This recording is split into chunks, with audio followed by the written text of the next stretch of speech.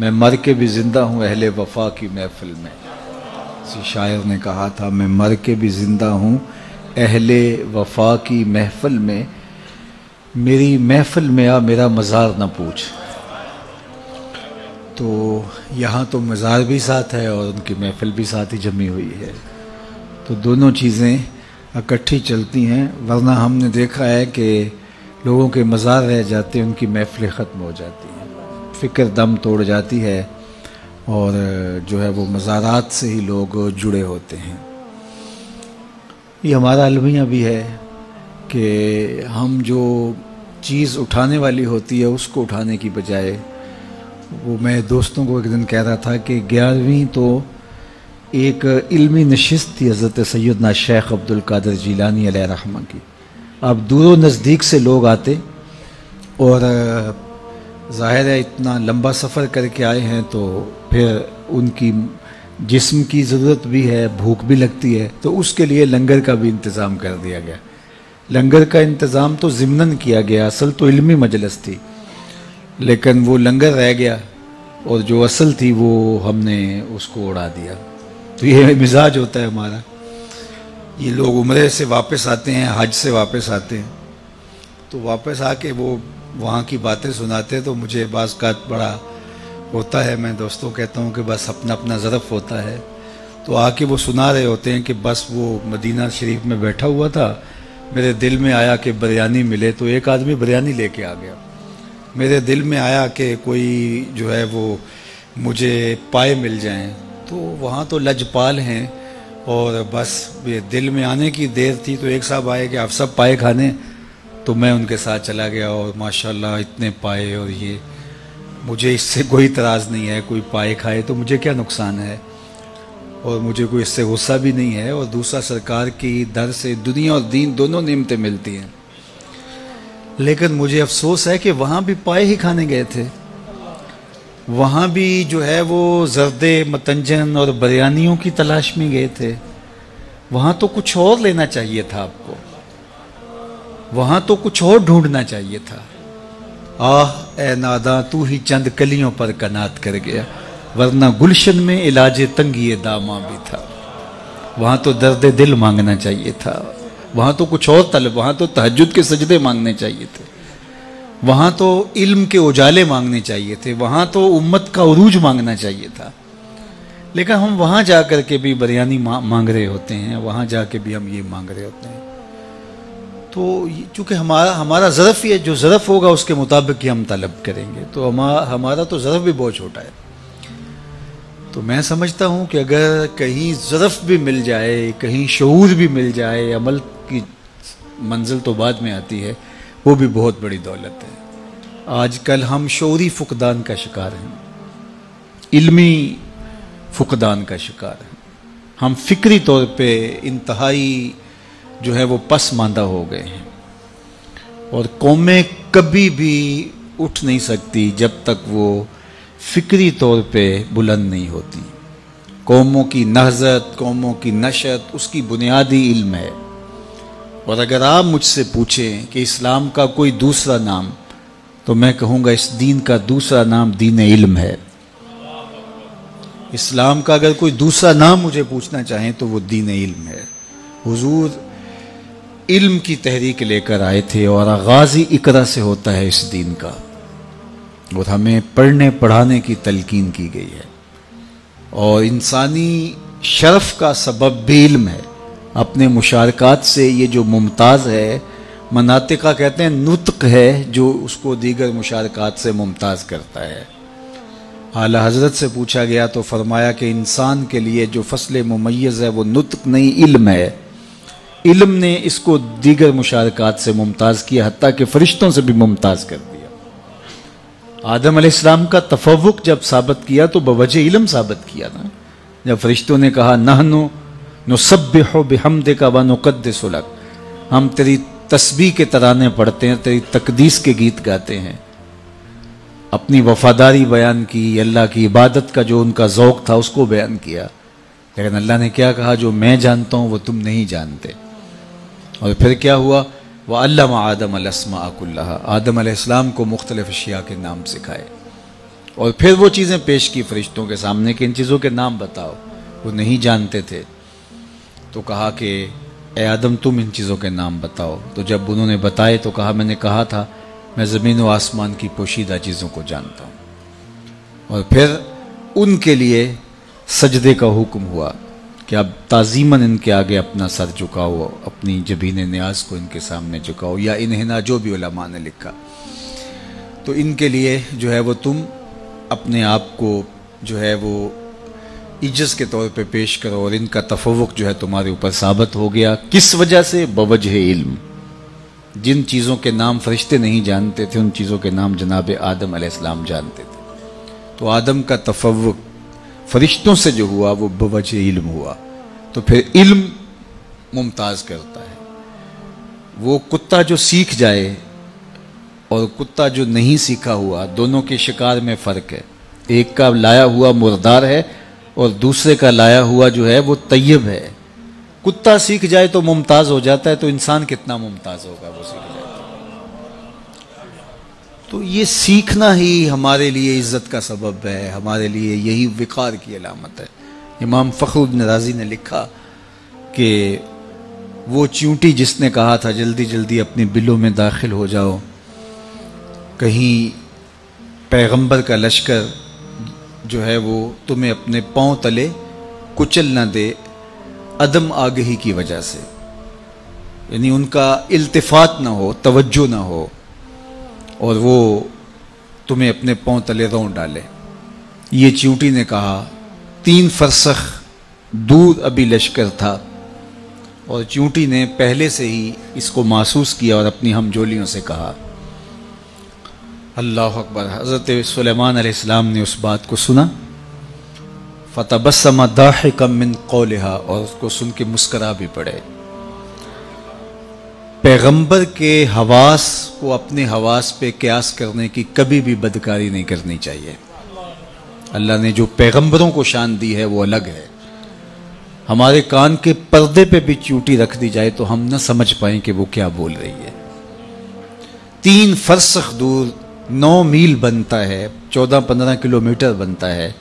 اتنی دور سے چیونٹی نے کہا کہ جلدی جلدی اپنی بلوں میں داخل ہو جاؤ، اللہ کے نبی کا لشکر بے خبری میں کہیں تمہیں کچل نہ ڈالے.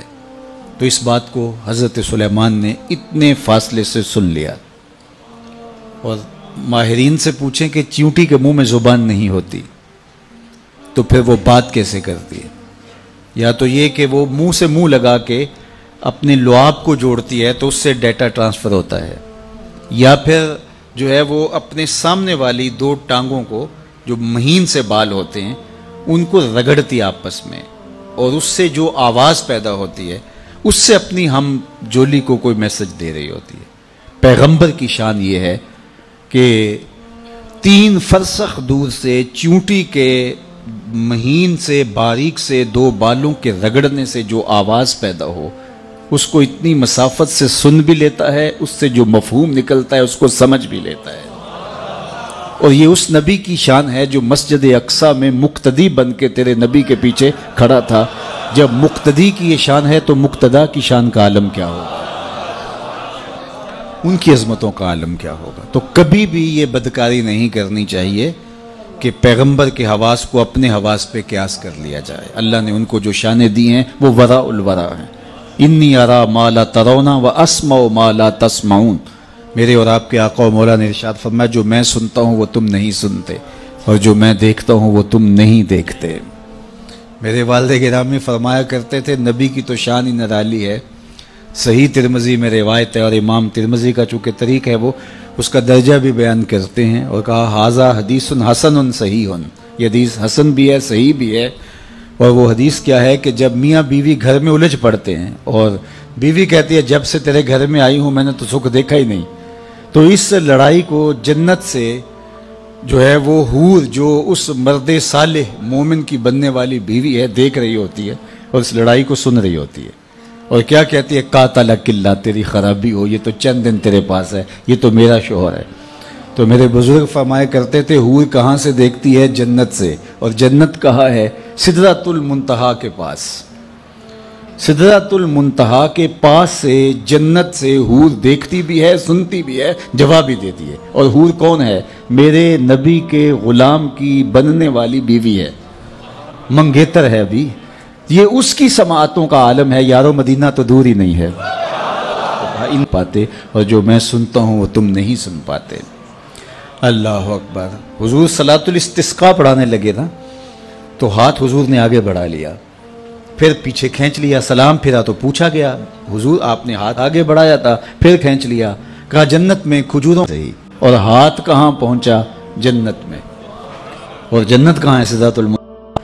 ہاں نظر پہلے آسمان کے، دوسرے آسمان کے ستارے بھی دیکھ لیتی ہے۔ میرا ہاتھ 3 فٹ تک پہنچتا ہے، نظر تیسرے آسمان تک پہنچتی ہے، اور جس کا ہاتھ جنت تک پہنچتا ہے اس کی نگاہ کہاں تک پہنچتی ہے؟ اس کی نگاہوں کا عالم کیا ہو؟ تو کہا جلدی جلدی اپنی بلوں میں داخل ہو جاؤ، اللہ کے پیغمبر کا لشکر تمہیں کہیں بے خبری میں کچھ چلنا دے۔ تو اس پر حضرت سلیمان مسکرائے۔ اللہ اکبر۔ تو امام فخر الدین رازی علیہ رحمہ فرماتے ہیں کہ اس چیوٹی کو اس بات کا علم تھا کہ پیغمبر کی صحبت پانے والا لشکر جان بوجھ کر ننھی جان کو بھی ضائع نہیں کر سکتا، اس لیے اس نے کہا کہیں بے خبری میں نہ ماری جاؤ، کہیں بے خبری میں نہ کچلی جاؤ۔ تو یہ چیونٹی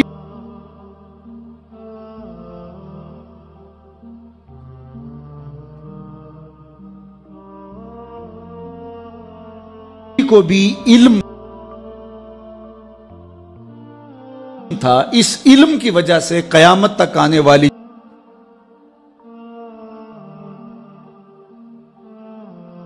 چیونٹیوں کا اس چیونٹی کو سردار بنا دیا گیا۔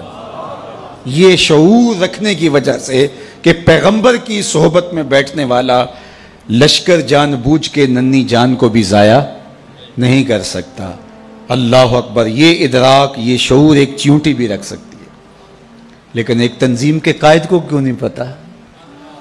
یہ تو ایک چیونٹی کو بھی علم ہے۔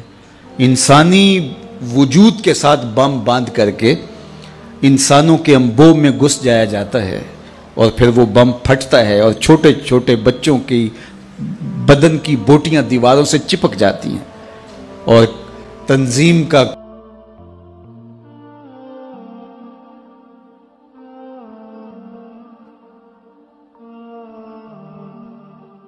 قائد سینے پہ ہاتھ رکھ کے کہتا ہے کہ جناب یہ کارنامہ ہماری تنظیم کا ہے۔ میاں ایک چیونٹی کو بھی شعور ہے کہ نبی کی تربیت میں رہنے والا لشکر جان بوجھ کے ننھی جان کو بھی ضائع نہیں کر سکتا، اور جو انسانوں کے انبوہ میں گھس جاتے ہیں اور خود کچھ بمبار حملے کرتے ہیں وہ کسی شیطان کا لشکر تو ہو سکتا ہے، پیغمبر کا لشکر نہیں ہو سکتا ہے۔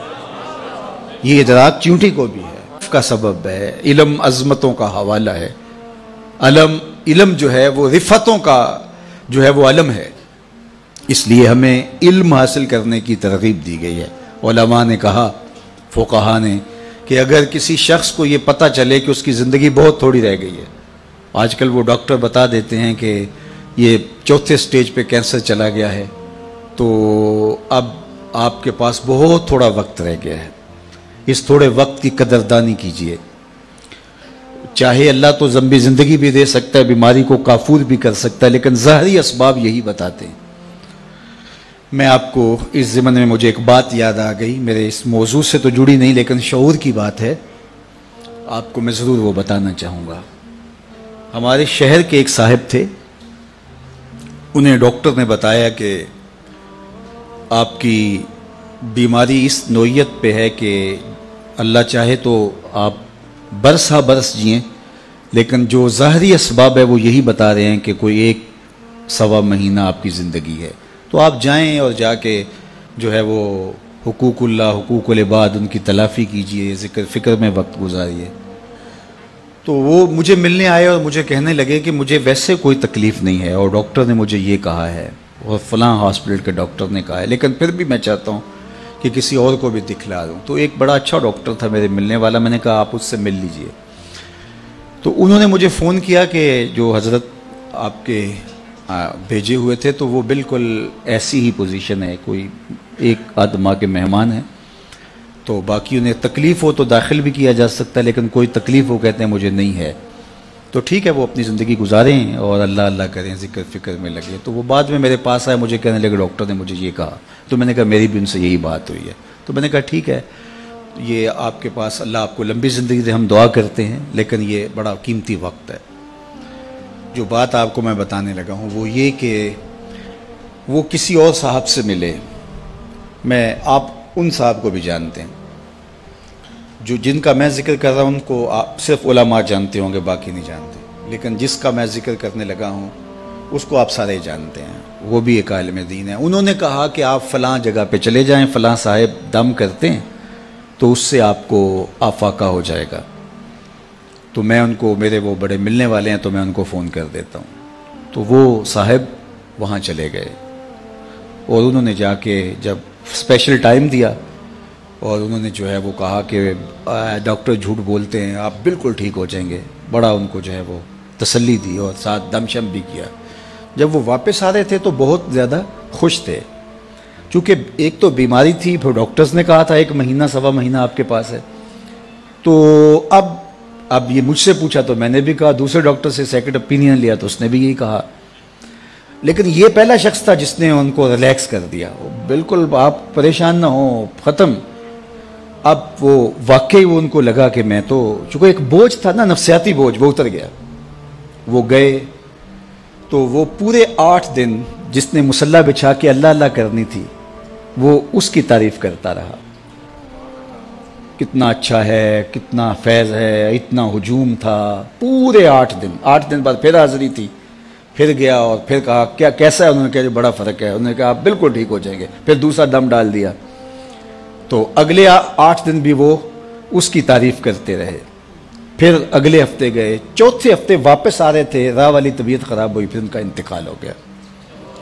تو مجھے خبر ملی اور مجھے سارا واقعہ کسی نے سنایا. تو میں نے کہا اس ظالم نے 1 مہینے اس شخص نے جو اللہ کا ذکر کرنا تھا وہ چھین لیا اس سے. اس نے جو مصلی بچھا کے جو ہے وہ اللہ سے لو لگانی تھی وہ چھین لی. اسی لیے فاسقوں کے پاس، ایسے لوگوں کے پاس جانے کی یہ کم نحوست ہے. بات سمجھ آ رہی ہے؟ یہ کم نحوست ہے. اور اس نے جو حقوق العباد کی تلافی کرنی تھی، ظاہر زندگی گزری ہے، کوئی کسی سے سختی تلخ بات ہو جاتی ہے تو کسی سے جا کہنا تھا میاں میں تو مہمان ہوں، مجھے معافی دے دے.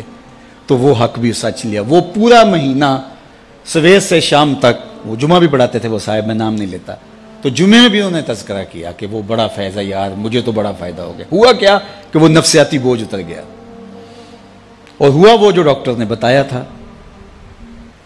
تو وہ اس سے اللہ کا ذکر چھین لیا. یہ بڑی باریک چال ہوتی ہے، تو اس سے ہمیں پناہ بھی مانگنی چاہیے.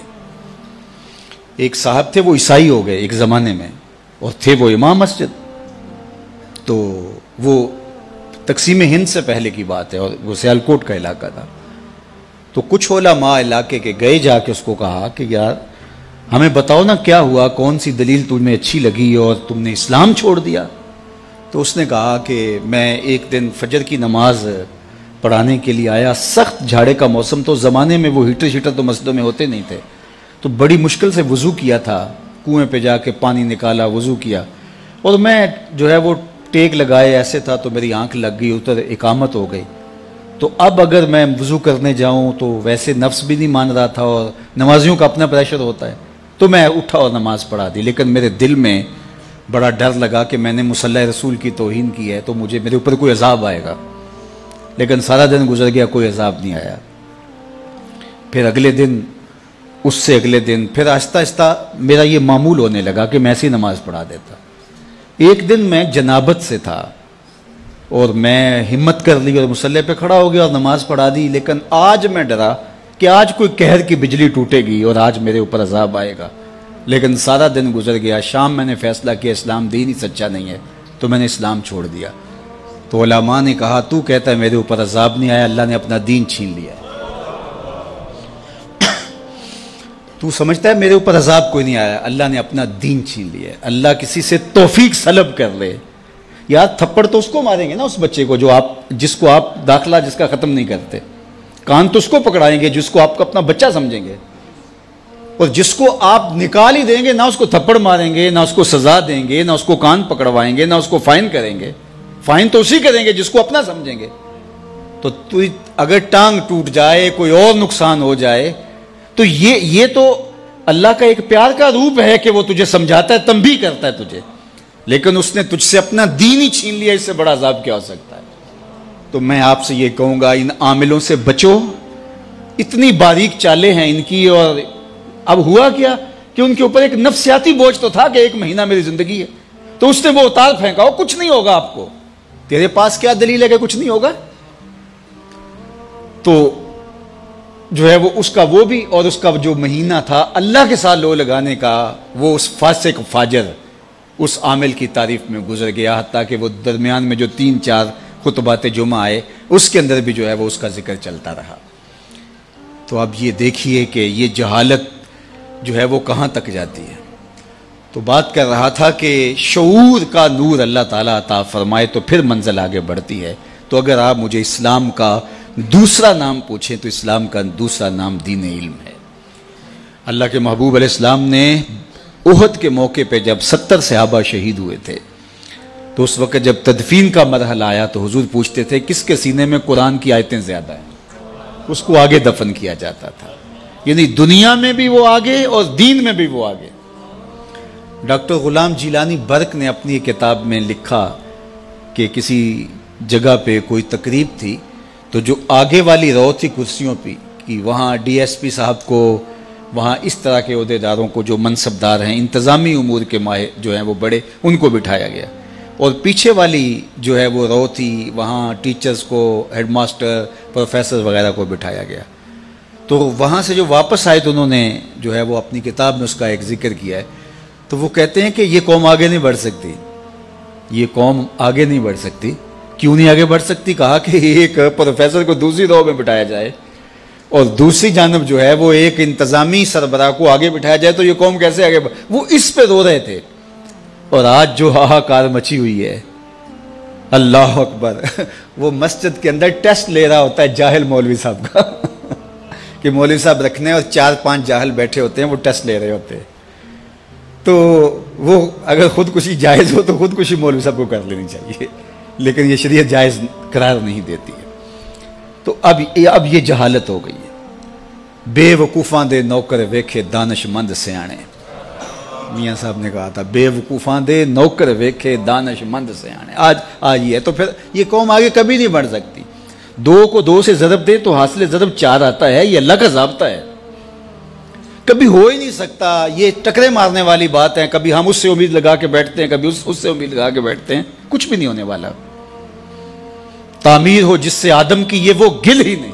اس مٹی سے کچھ نہیں نکلنے والا. جب تک ہم علم کی طرف نہیں آئیں گے، علم کی تکریم نہیں ہوگی، علم کی عزت نہیں ہوگی، علماء تیار نہیں ہوں گے، اور عصری دینی تکوینی ہر طرح کے فنی علوم، سب طرح کے علوم جب تک نہیں سیکھیں گے، کبھی بھی ہماری تقدیر نہیں بدل سکتی. یہ بات طے شدہ ہے. 2 ضرب 2 کے حاصل ضرب کی طرح ہے. اس میں کوئی دوسری رائے نہیں ہے. ہم احمقوں کی جنت میں رہتے ہیں کہ ہم سمجھتے ہیں کہ شاید ہم ایسے ہو جائیں، ایسے ہو جائیں. شارٹ کٹ سے کچھ نہیں ہوتا. جن قوموں نے آج عروج پایا ہے ان کی تعریف پڑھ لیں، ایسا ہی ہوا ہے. تنے بزدہ سے بیزار ہے حق، خدائے زندہ زندوں کا خدا ہے. ایسا کبھی نہیں ہوگا کہ ہم ہاتھ پہ ہاتھ دھر کے بیٹھے اور علم کی آماج گاہیں اجڑ جائیں اور جاہلوں کو ہم جو ہیں وہ مناصب کے اوپر بٹھا دیں تو ہم سمجھیں کہ ہم جو ہے وہ ترقی پا جائیں. کبھی بھی نہیں ہو سکتا. اس لیے ہمیں علم کی آماج گاہوں کو آباد کرنا ہوگا. اب جو معاشرے میں پھیلا ہوا ہے، ہم اگر اس کو دیکھیں تو ہم تو مایوس ہو جاتے ہیں کہ ہم کیا کر سکتے ہیں. جب اتنا کچھ پھیلا ہوا ہے تو صرف ہمیں ہمارے حصے کا کام کرنے کا کہا گیا ہے. ہمارے ہاں ذمہ داری بھی وہی ہے اور ہمارا رب ہم سے پوچھے گا بھی اتنا ہی. اس لیے جو میری ذمہ داری ہے میں اس کو نبھاؤں اور جو آپ کی ذمہ داری ہے اس کو نبھائیں. اللہ اکبر. اور وہ ہم نے کرنا ہے. تو انشاءاللہ یہی چراغ جلیں گے تو روشنی ہوں گی. انہی عام آج گاہوں سے نور پھوٹے گا، یہیں سے اجالے پھوٹیں گے. تو اس لیے میں آپ کو کہتا ہوں کہ جہاں بھی چراغ علم روشن ہو وہاں اپنے جگر کا خون ضرور ڈالیں. یہ کام کرنے والوں کے لیے آج کے دور میں دین کا خلوص کی بنیادوں پہ کام کرنے والے اگر آپ ڈھونڈنے نکلیں گے تو آپ کو ملیں گے نہیں، انگلیوں پہ گننے والے لوگ ہوں گے چند. لیکن ایسا نہ ہو کہ ان بیچاروں کو بھی کام کے لیے وسائل رکاوٹ بن جائیں. تو اللہ نے جس کو جو دیا ہے، صلاحیت ہے، مال ہے، وہ نچھاور کر دیں تاکہ ان کو کم از کم اس باب کے اندر کوئی پریشانی نہ ہو. ویسے بھی فرمایا گیا کہ دین کا کام درہم و دینار سے ہوگا قرب قیامت میں. اس کا ایک معنی تو یہ ہے کہ لوگ دین کو درہم و دینار کے بدلے میں بیچیں گے، اور دوسرا یہ ہے کہ اگر کوئی کام کرنا بھی چاہے گا تو اس کو وسائل کی بہرحال ضرورت ہوگی. وہ زمانہ تھا کہ علماء برگد کے درخت کے نیچے بیٹھ جاتے تو لوگ ان کے پاس آ کے پڑھ کے وہیں سے چلے جاتے. مجھے اچھی طرح یاد ہے، میں بالکل بچہ تھا، والد گرامی کے پاس جو لڑکے پڑھتے تھے وہ ہماری بھینسوں کو چارہ ڈال رہے ہوتے اور جو ہے وہ بہت خدمت کرتے ہوتے. لیکن آج جو ہے وہ میں تو اپنے طلباء سے کوئی خدمت نہیں لے سکتا. اس وقت وہ مسجد میں جا کے سو رہتے اور بیٹھک میں آ کے جو ہے وہ دن کو سبق پڑھ لیتے. تو آج کیا ایسا ہو سکتا ہے؟ آج اچھی عمارتیں بنانی پڑیں گی، اچھا ماحول دینا پڑے گا، ایک چھت تلے سب کچھ فراہم کرنا پڑے گا.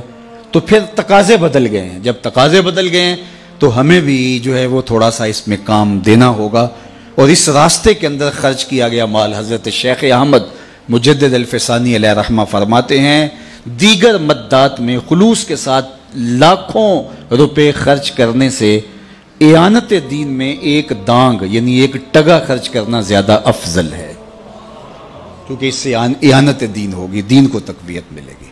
تو اس لیے میں آپ سے کہوں گا ہمیں بہت بڑے سرمایہ داروں کی ضرورت نہیں. یہ جتنے لوگ یہاں آپ بیٹھے ہوئے ہیں، آپ کو لاکھوں نہیں ہیں، ہزاروں نہیں ہیں، چند سو لوگ ہیں. اگر آپ چند سو لوگ یہ سمجھ لیں کہ اللہ نے ہمیں بیٹے دیے، ہمارا ایک بیٹا دارالعلوم میں پڑھ رہا ہے، اگر پڑھ رہا ہے تب بھی اگر نہیں پڑھ رہا تو سمجھیں کہ ایک بیٹا ہمارا اولاد سے، ایک ہمارا بھائی، ایک ہمارا دوست دارالعلوم میں پڑھ رہا ہے اور اس کا خرچہ میرے ذمہ ہے. صرف اتنے لوگ جڑ جائیں اور کہیں کہ ہم نے کرنا ہے تو کبھی بھی جو ہے وہ ان کو وسائل کے لیے کچھ نہ کہنا پڑے. اور یہ ہونا چاہیے، اور اس کے لیے اس کے بغیر چارہ کار نہیں ہے. باقی ماشاءاللہ انہوں نے کر دکھایا. میں تو جاتا ہوں تو بڑے بڑے مزار دیکھ کر کے بعض کا طبیعت ہوتی ہے کہ جو ہے وہ اتنے مزار بنانے کی ضرورت تھی، جامعہ بنایا جاتا. لیکن یہاں مزار دیکھ کے مجھے دکھ اس لیے نہیں ہوا کہ جامعہ اس سے پہلے بن چکا تھا. تو لہٰذا ان لوگوں کا حق ہے کہ جو ہے وہ ان کو اعزاز و تکریم دی جائے اور ان کی عزت افزائی کی جائے. تو اللہ اس مسجد کو، اس دارالعلوم کو آباد رکھے، اور خالد مرحوم رحمۃ اللہ تعالیٰ علیہ کی قبر کو بقعہ نور بنائے. ان کے جو رفقائے کار ہیں، محترم حیدری صاحب ہیں اور دیگر، اللہ تعالیٰ ان کو ان کے مشن پر گامزن رکھے، اور یہ جو سلسلہ نور شروع کیا ہے اللہ تعالیٰ اس کے لیے خزانہ غیب سے وسائل بھی دے، اور اللہ تعالیٰ جل شانہ یہاں خوبصورت تعلیمی نظم کی صورت عملی طور پہ ہمیں نظر بھی آئے. اللہ اپنی خاص پناہ امان اور حفاظتوں کا حصار دے. وآخر دعوانا ان الحمدللہ.